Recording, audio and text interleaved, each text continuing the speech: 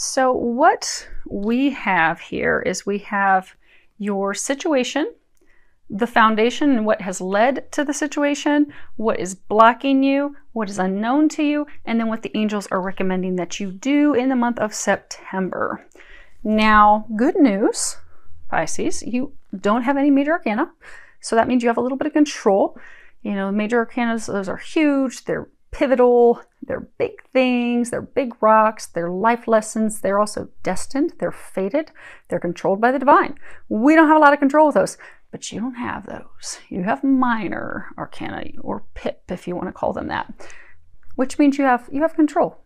You have more control in this situation, and that's good. You're at the steering wheel, you're at the helm, so you take control and run with it.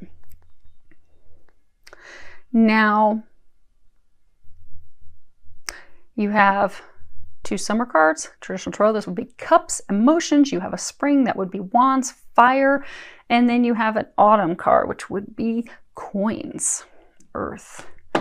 Now for your situation right out the gate, you have 5 of summer. And at the bottom it says, trust that there is a reason for everything that happens. Remove yourself from the negative emotions of others, focusing on that which frightens or worries you. And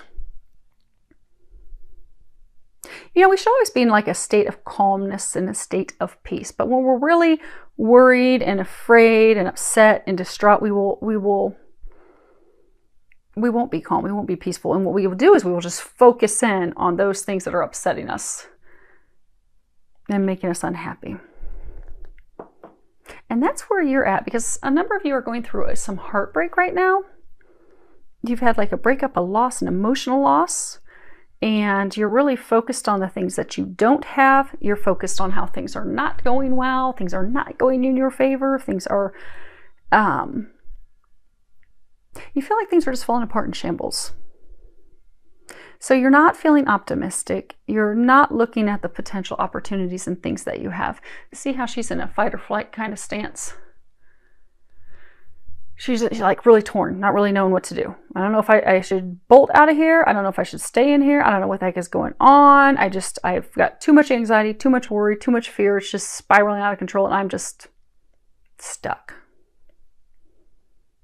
Now in the traditional tarot or gilded, this is, you know, it's crying over spilt milk. So you'll have that figure and he has, you know, the cups that are spilt over in front of him, and he just keeps staring at those because that's the loss. That's all he can focus on. While meanwhile, he's got a couple cups behind him that are upright. At any point, he can turn away from the things that he's lost because he doesn't even realize the new things that he has behind him. And that's where a number of you are at. You have lost someone. A situation has not gone in your favor, and you're totally focused on that. See how she's even like kind of facing the past. Her arm's kind of swinging to the future, but she's not swung around the future yet. She's not swung around to the opportunities that she has. And what has led to this, you have the 7 of summer. And at the bottom, it says, no more procrastinating. Your power comes from making a decision. Confusion that arises from overanalyzing the options.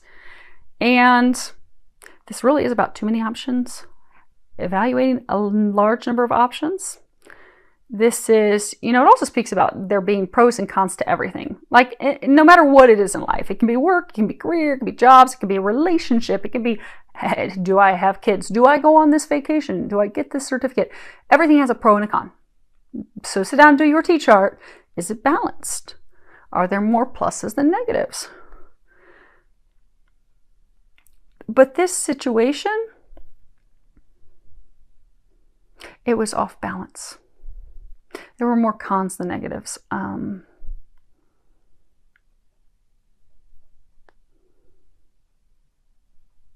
for a number of you, you are procrastinating, making a decision at this point, turning away from the cups that have spilled over because you're procrastinating, but they're trying to get you to stop procrastinating.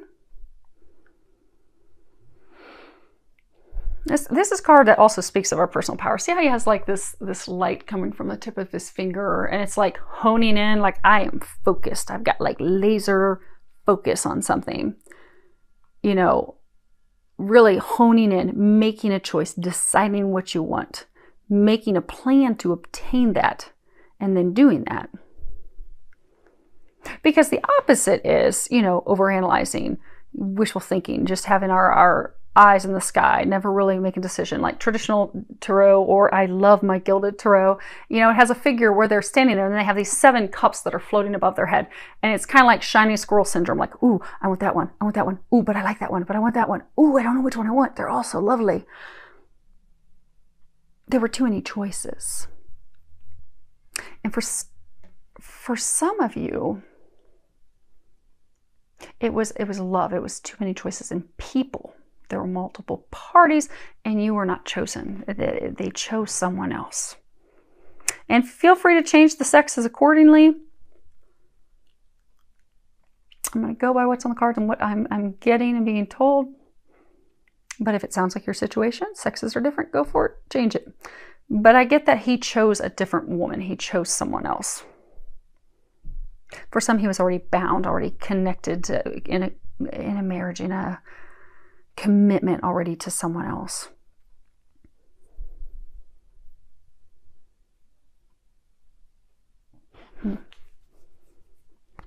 But that is what has led to your heartbreak, because there were too many choices, because you were not chosen. And for some of you, it could be that, you had some choices and, maybe you were trying to decide. I get for most of you, though, this is love. So I'm going to throw this out there. Maybe someone can pick up a little something that's not love related, but for majority of you, this is love related. But maybe you were trying to decide on jobs. Maybe there were a number of jobs and you just kept procrastinating. You weren't having the laser-like focus because you were like, I'm not sure, that one looks good, that one looks good. And, I don't really know.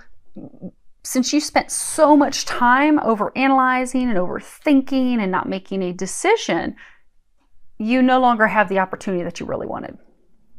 It's gone. You've lost out on that, which is why you're still in this state of emotional upset. Same thing.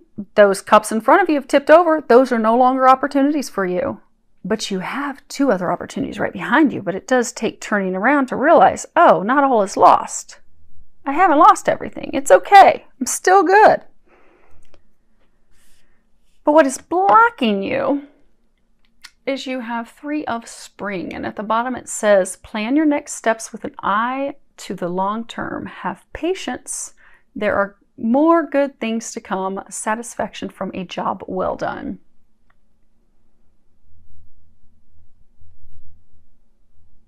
I'm noticing right off the bat that there's all this purple. A lot of you are hoping that this situation will transform, that it will blossom into a new beginning.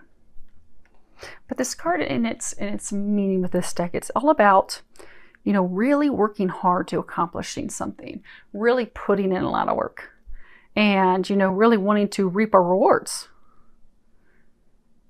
But those rewards take a little bit of time.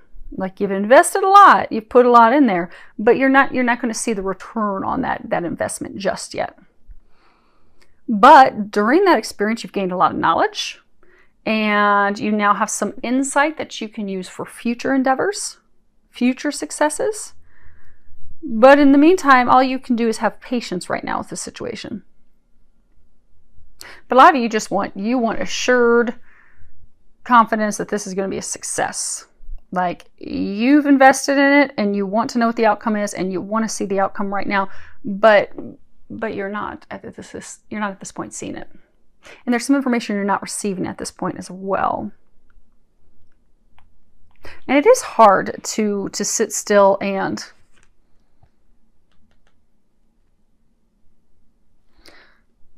it's hard to sit still and wonder what is the outcome going to be, because when you have invested a lot in something, and I get for some of you that this was love, it's like he up and went in a different direction and you still don't even have like the clarity and information on it, but you're hoping, like, these are beautiful cherry blossoms, you're hoping that this is going to transform, it's going to blossom, you've got like this little butterfly, you're hoping, and for some of you, you're hoping that it will lead to a new home, to a commitment. You see, you've got this home in the background. For some of you, you're hoping, like, I've invested so much with him, I want to marry him, I want to have this foundation with him. I know he's not there right now. I know I'm alone right now. And I feel like I'm left holding the bag. See, she's got both of her hands holding these cherry blossoms up. I feel like I'm holding things up, and I'm also trying to entice him back. But I don't have any clarity. See how cloudy it is above that castle? You just feel like I have no clarity. I don't know what's going on. I don't know why he left. I don't know why I'm alone. It was going so well. But here I am, alone, without the rewards.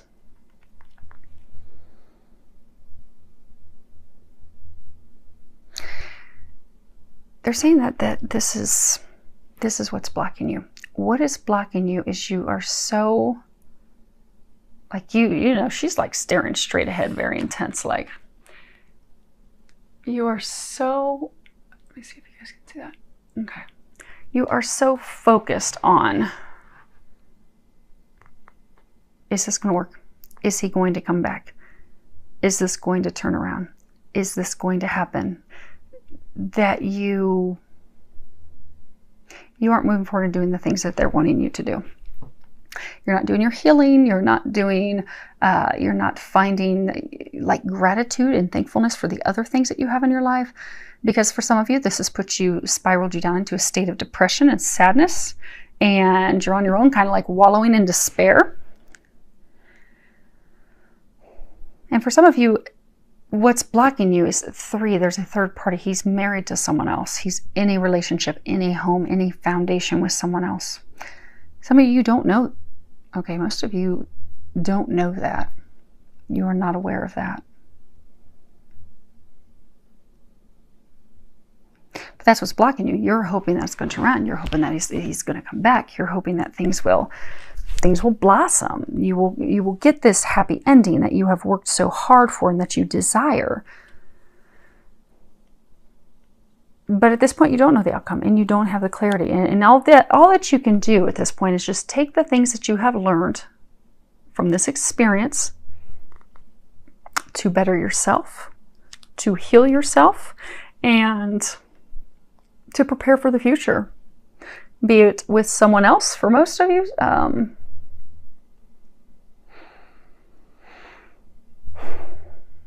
We'll come back to the rest of you on that other part of it. We'll rally back around to that at the end. So for many of you, this is preparing to take what you have learned to use with someone else. I know. Those of you that just heard that, you're like, but we want to know about the other half. I know. Patience. Patience. All good things will come. They want to tie it, though, to something toward the end. So that's good. You get to not have to hear me repeat stuff. It's a win-win, right? Okay. Now, as far as what is unknown to you, you have 7 of Autumn. And at the bottom it says, have patience. Again, patience twice. Take time to rest and plan your next steps. A prudent investment of time or money. And you see him, he's just chilling out on top of this pumpkin. You know, he's put a lot of time in, a lot of effort in, he's invested things, but it's going to take a little time for him to see his harvest. And sometimes, you know, the things that are the best rewards, the grace, like look how huge that pumpkin is. I mean, that's a prize winning pumpkin there. But it takes time for it to ripen. Takes time for it to grow. It doesn't happen overnight. You don't just plant your seeds and bam, the next day you walk out and you have this massive award-winning pumpkin. It takes time. Things move slowly. And when things are moving slowly, we get really frustrated and irritated. Because we're at a point now that we want instant gratification. We want things now, we want them right away. But this is not a situation where you're going to have what you want right now, right away. You do need to have patience. You need to wait for things to come to fruition, for the things that you desire to manifest. And you may have planted seeds, you may have put in a lot of work and effort, but for some of you, there needs to be a reevaluation of your plan and some adjustments. And some of you, a complete change of plans so that you're ready for the next time to plant your seeds and prepare for harvest. But it's about diligence, not giving up, not over worrying, not over stressing. It can also be, you know, assessing the investment. You know, did it yield what you expected? Because for some of you, you had certain expectations. You expected this to work out, and it didn't. Why didn't it? Really look at the T chart. Was it a balanced give and take? Because if it wasn't, and it's not turned out as you hoped that it would turn out, what can you do differently next time? What are some, maybe some red flags or things that you can look for next time? What are things that you can do to do some inner healing and prepare yourself for next time? Because sometimes we're just so excited about the harvest. We're so excited to get that end point. Like, you could be so excited to move forward with this love of a lifetime, that you don't do a balance sheet. You're just so excited to get to the end that you're not sitting back and looking and realize, oh wow, this isn't balanced. Or, I planted the seeds, but he never came through and watered them, so they died. They started to bloom, but since he didn't water, because we were working on this garden together, it was a joint effort. So I went out and I planted those seeds, and I wish them each love, and they started to bloom. They were about an inch out of the ground, but then he didn't come through and water them because he was busy watering someone else's garden, or because he was busy with other things that just didn't think about it, because it really didn't matter. It wasn't at that level of importance or significance. So it withered up and died. But you didn't notice that he wasn't watering them because you were so excited. All you could do is picture this abundant harvest that you were going to have. You're like, oh my gosh, this is going to be great. I'm going to have an award-winning pumpkin. Oh my gosh, it's going to be amazing. Not realizing it wasn't growing. It wasn't growing. So for some of you, it was like one-sided.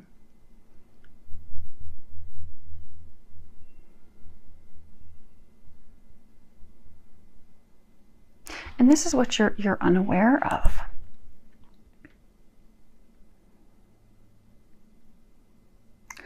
So for some of you, what you're unaware of, to get the things that you want, the things that you desire, you do need to evaluate everything, evaluate your plan, evaluate your next steps. So for some of you, your next steps are really, we're going to cover those, but there's some healing that needs to be done. Gratitude, shifting your perspective, coming back into a place of optimism and a place of hope. Because he's almost kind of like hopeful. He's just sitting there, he's just chilling, he's eating his apples. He's like, you know what? It's going to work out when the time is right. When the time is right, it's all going to be good. But in the meantime, I'm just going to hang out. I'm going to nourish myself. I'm going to nourish my body and my soul. And I'm not going to really worry about any of that other stuff. I'm going to take care of me. That's what some of you need to do. You're not doing that because you're still spinning out of control, wondering about this person.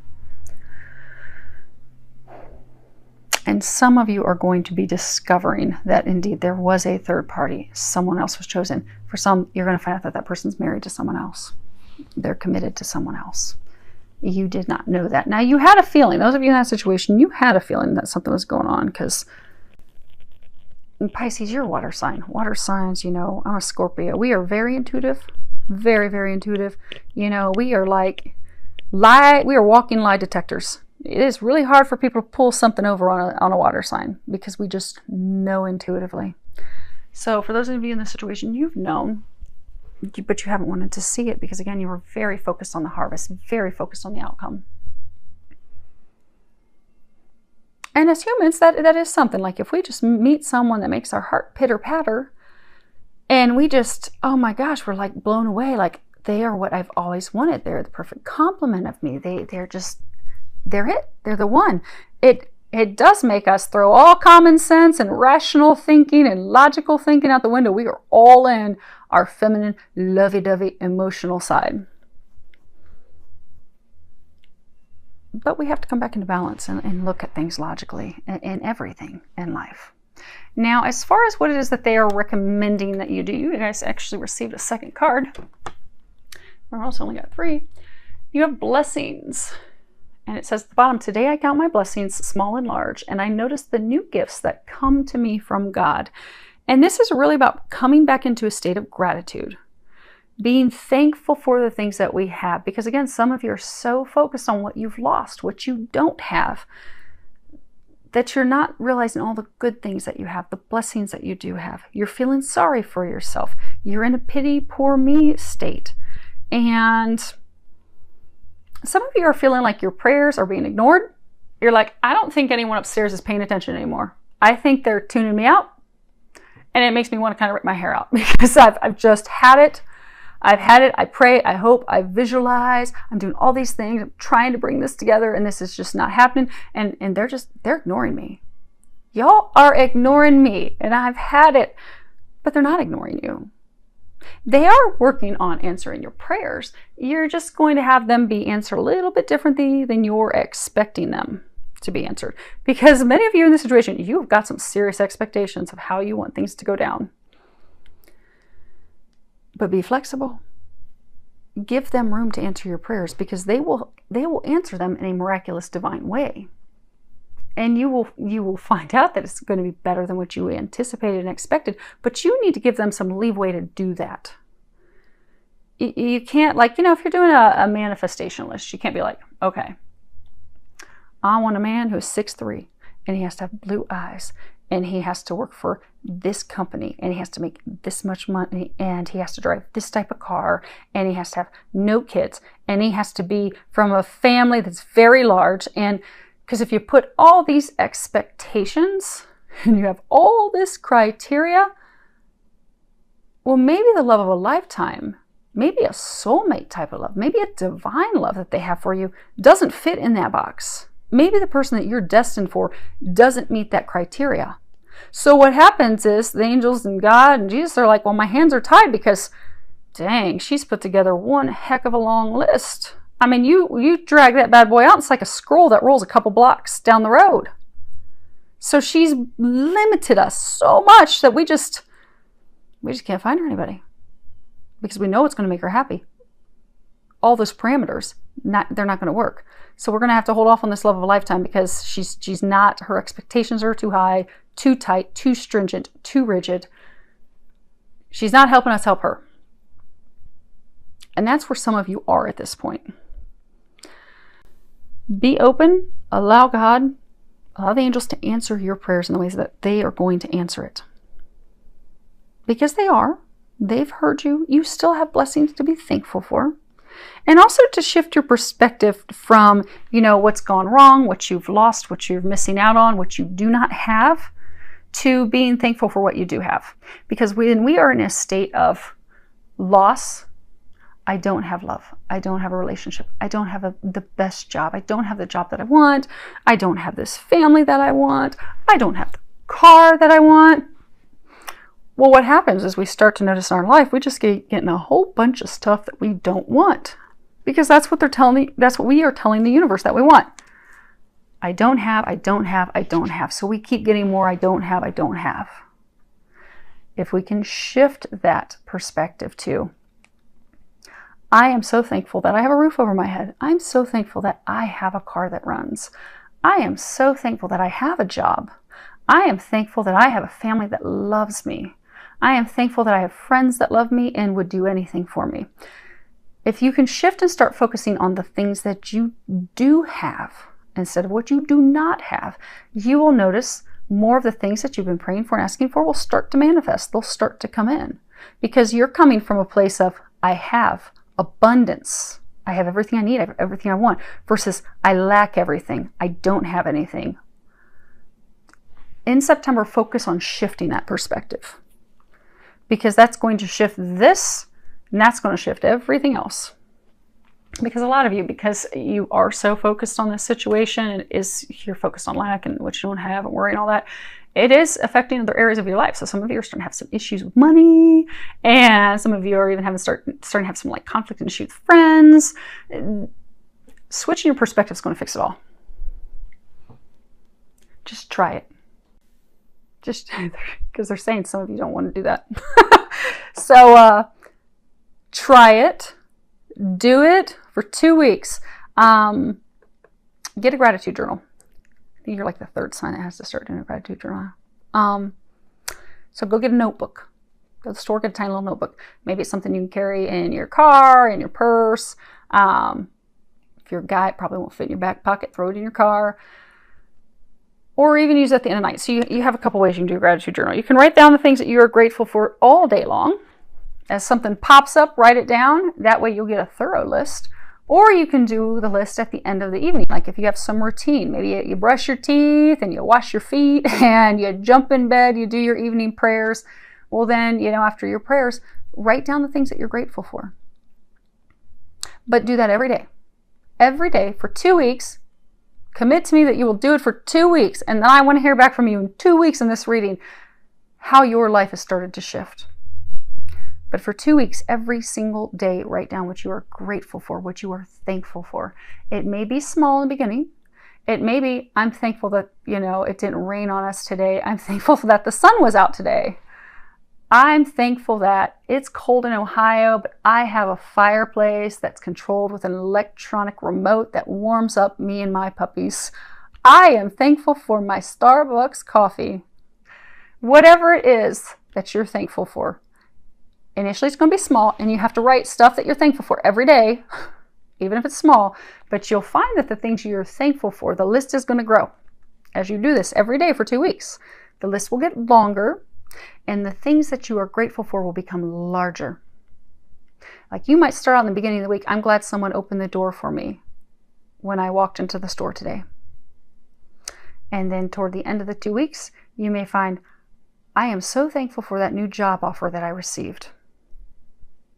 Because you have to switch your energy.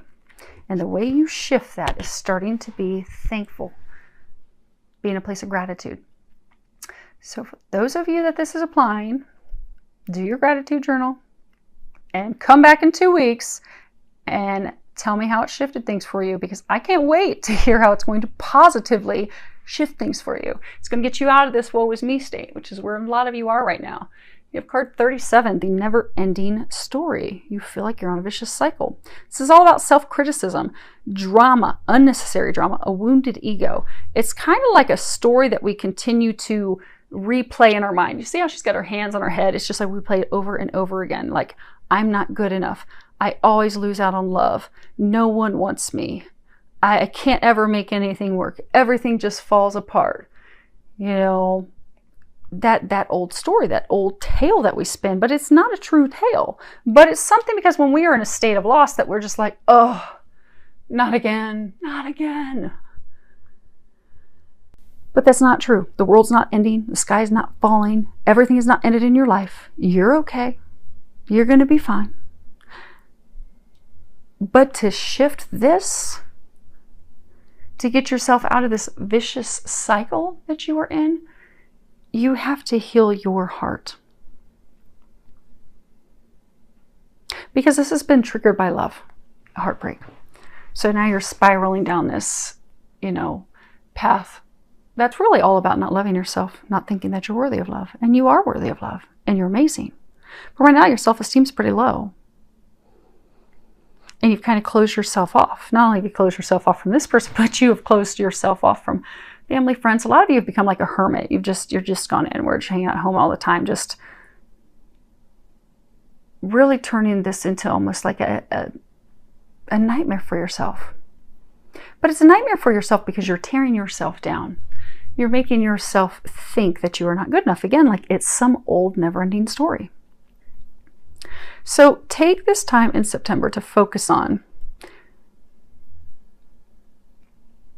why is it you feel that you're not worthy of love? What is it that you're telling yourself about love? Because, sometimes, maybe we grew up in a broken household. Maybe, our parents divorced because of cheating, infidelity. And maybe this person, because for some of you, they did leave you for someone else. So maybe you're spinning this old tale in your story of like, men can't be counted on. Men can't be trusted. I'm never going to find a man, and I'm always going to be alone because, men aren't faithful and men are cheaters and liars, and that's what they always do. Well, if that's the story you're spinning and you're telling yourself, that's the story you will weave. That's what you will live. That's what you will experience. So dig deep this month. What are the stories that you're telling yourself about love? For some of you, it could be you're spinning stories to yourself of, maybe your parents were very critical of you. And they made you feel like you just weren't good enough. No matter how hard you tried, no matter how much you invested, it just wasn't good enough. You just never added up. So now you tie that to all other areas in life. I'm not good enough I can't get love. I can't get a job. No one's ever going to want me. No one's ever going to want to be with me because I'm not up to par. I'm not worthy of that. You are worthy of that, but you need to remember that. You need to know that. And it all begins with digging deep, really looking, what is the core story that you are telling yourself about love and connection and abandonment and loneliness and rejection and sorrow? What is keeping you in this state?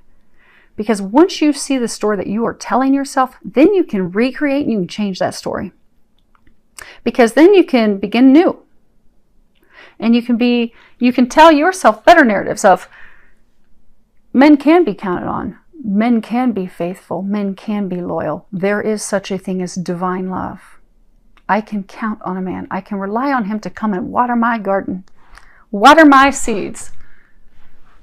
I am worthy of love. I am amazing. I am worthy of giving love. I am worthy of receiving love. I am unconditional love. I am able to receive unconditional love. I am able to give unconditional love.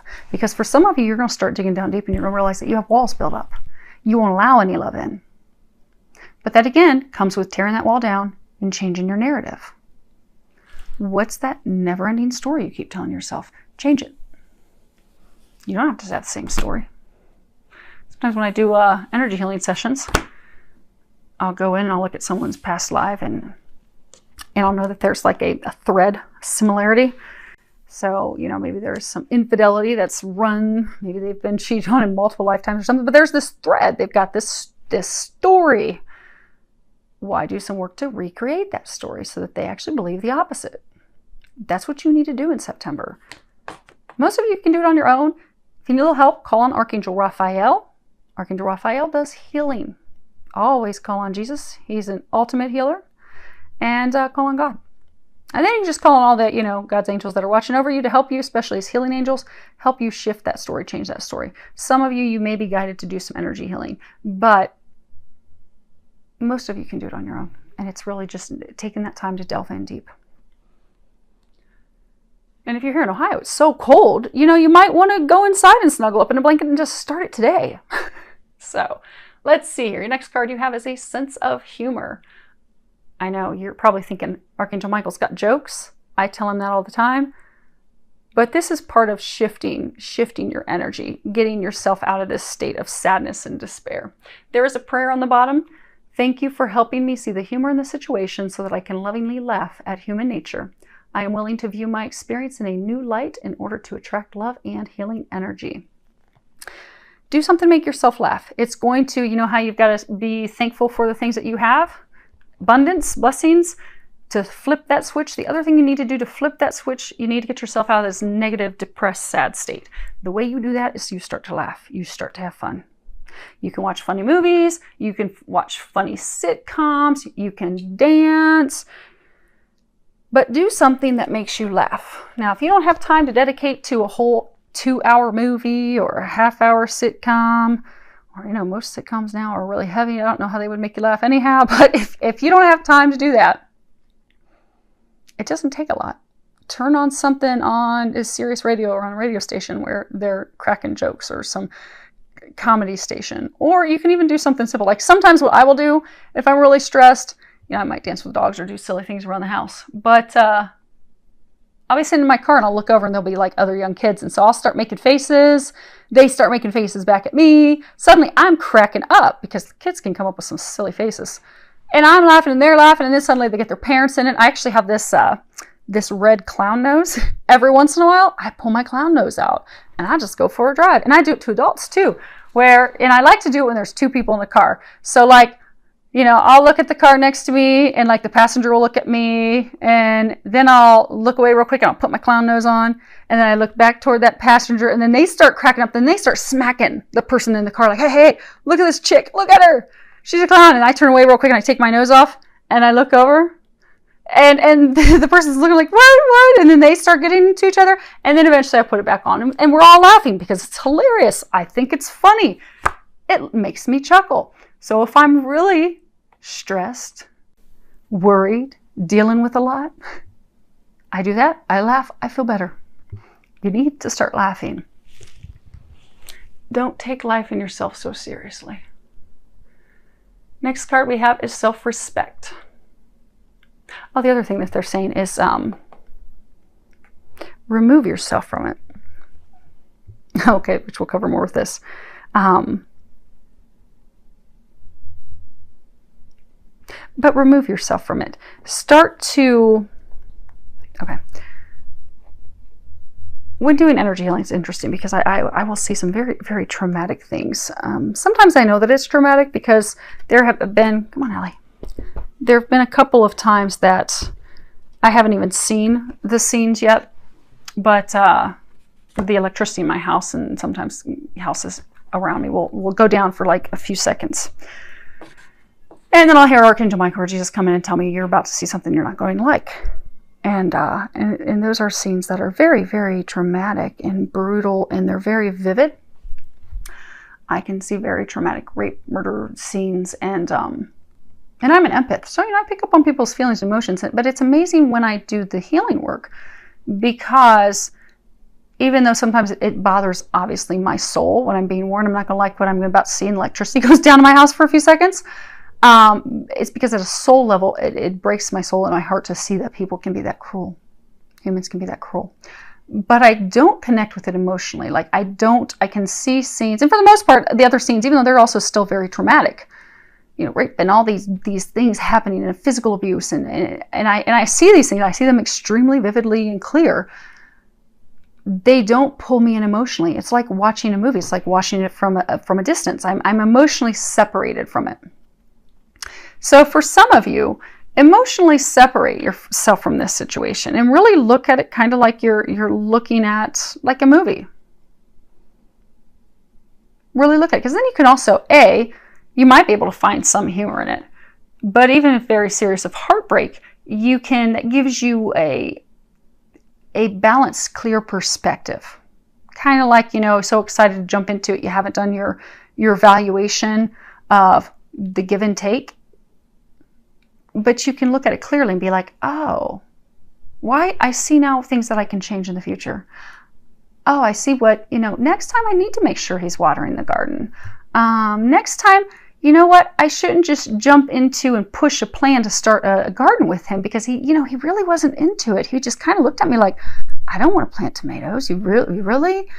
But he didn't say anything, so I thought he was excited. But next time I'm going to be more into evaluating and see, like, is his heart in it? Does he want to plant a garden with me? Does he want to have ripe tomatoes? But you can look at it objectively because you've removed yourself emotionally from it. Do that. That'll help you. Last thing we have is self-respect. The prayer on the bottom is, Dear God and angels, thank you for helping me see myself as you see me through the eyes of love. Thank you for honoring and respecting me. Please guide me to do the same for myself, and grant me the courage to speak up on my own behalf. I ask for your protection in all of my relationships so that I am surrounded by loving and kind people. You're being advised to start respecting yourself, to know your worth, to know your value.